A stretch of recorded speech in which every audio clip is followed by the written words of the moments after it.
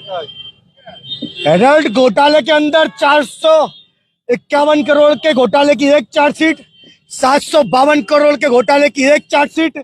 ये वो गांधी परिवार जिसने गांधी जी के नाम की ढाल लेकर इस पूरे भारत को लूटने का काम, खचोटने का काम किया है। इनने दलित, शोषित, वंचितों की आवाज को दबाने का काम किया है। इनके दामाद, इनकी बहन, इनकी मम्मी, इनका बेटा सब इस भारत को लूटने में लगे और 60 वर्षों तक लूटने का काम किया। लेकिन आज भारतीय जनता पार्टी की सरकार है मित्रों। लेकिन आपने देखा 2012 में जब इनकी सरकार थी तो जनहित याचिका में हाई कोर्ट ने इस याचिका को स्वीकार किया था।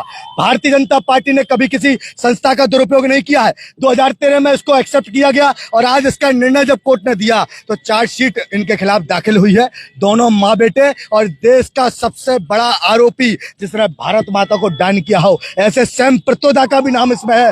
निश्चित तौर पर अगर कांग्रेस पार्टी के लोग मेरी आवाज सुन रहे हो तो नैतिकता के आधार पर, मानवीय संवेदना के आधार पर अपना इस्तीफा दे और लोकतंत्र की सर्वोच्च पंचायत को छोड़कर अपने घरों पर बैठने का काम करें। क्योंकि जनता ने इन पर विश्वास जताया था, जनता ने इन्हें आशीर्वाद दिया था, जनता की सेवा करेंगे। लेकिन हजारों हजारों करोड़ के घोटालों में लिप्त हैं।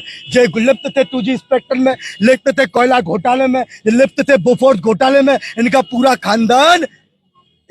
खानदान बहन से लेके जीजा से लेके सब लोग लिप्त हैं। और जीजा कहता है कि मैं जनता की आवाज उठाता हूं। भैया DLF के ओनर हो, जरा ये बता दो कि जनता के अरबों रुपए के घोटाला करने का काम आप करते हो। निश्चित तौर पर बहन से कहो तो भाग के वायनाड चली जाती है, लेकिन राजस्थान की दलित बेटियों के ऊपर जब बलात्कार होता है तो वहां नहीं जाती। बहन से कहो कि आरोपी आंध्रा में है तो वहां नहीं जाती। बहन से कहो पश्चिम बंगाल में हिंदुओं की हत्या हो रही है तो वहां कांग्रेस बोल सकते नहीं है। आज हमारे महानगर अध्यक्ष आदरणीय राजकुमार गुप्ता जी के नेतृत्व में, युवा मोर्चा के अध्यक्ष भाई चेल्लू पंडित जी के नेतृत्व में ये युवाओं का आक्रोश है, क्योंकि इन युवाओं की पीढ़ी को बर्बाद करने का काम कांग्रेस पार्टी ने किया।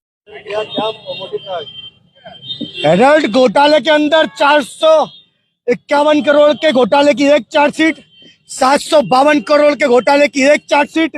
ये वो गांधी परिवार जिसने गांधी जी के नाम की ढाल लेकर इस पूरे भारत को लूटने का काम, खचोटने का काम किया है। इनने दलित, शोषित, वंचितों की आवाज को दबाने का काम किया है। इनके दामाद, इनकी बहन, इनकी मम्मी, इनका बेटा सब इस भारत को लूटने में लगे और 60 वर्षों तक लूटने का काम किया। लेकिन आज भारतीय जनता पार्टी की सरकार है मित्रों।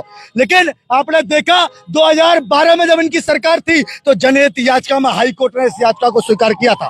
भारतीय जनता पार्टी ने कभी किसी संस्था का दुरुपयोग नहीं किया है। 2013 में इसको एक्सेप्ट किया गया और आज इसका निर्णय जब कोर्ट ने दिया तो चार्जशीट इनके खिलाफ दाखिल हुई है। दोनों माँ बेटे और देश का सबसे बड़ा आरोपी जिसने भारत माता को दान किया हो, ऐसे सैम पित्रोदा का भी नाम इसमें है।